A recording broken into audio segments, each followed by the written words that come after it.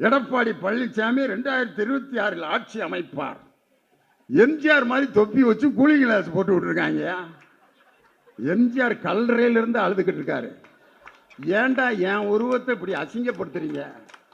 அந்த வெள்ளை தொப்பியும் கூலிங் கிளாஸும் அவர் ஒருத்தருக்கு தாயா நல்லா இருக்கான்.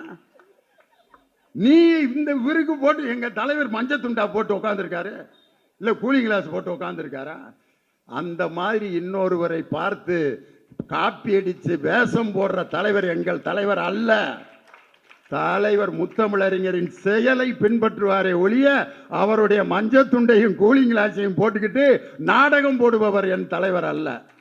வெள்ளை தொப்பியை வச்சு கூலிங் கிளாஸ். இதுல எம்ஜிஆருடைய பிறந்த நாள் நேரம் ஆகி போச்சா? எம்ஜிஆருடைய பிறந்த நாள் நடத்துறாங்க. அப்போ உட்காந்து அதிமுகவோட பகுதி செயலாளர் நம்ம பாபு மாதிரி ஒரு பகுதி செயலாளர் மைசெட்டுக்காரன்ட்ட எம்ஜிஆர் பாட்டை தவிர வேற எதுவும் போடக்கூடாதா?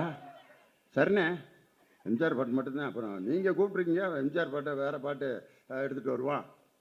போடுறான் பாட்டு காலைல 6 மணிக்கு சீடியை போடுறேன். உதய சூரியனின் பார்வையிலே உலகம் விழித்து கொண்ட வேலையிலே இமயத்தில் இருக்கும் குளிர்கா மூஞ்சி முகரேன். எம்ஜிஆர் பாட்டு தாயா, அன்பே வாழ முதல்ல இந்த பாட்டு உதயசூரியன் பாடியிருக்காரு.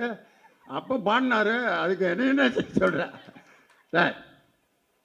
உதயசூரியன் கருப்பு சோப்பு இதுவும் வரக்கூடாது, அப்படி பாட்டா எடுத்து போடுறேன். அடியிலிருந்து ஒரு சீடி எடுத்து போடுறேன். என்ன பாட்டு தெரியுமா? உயர்ந்தவர் என்ன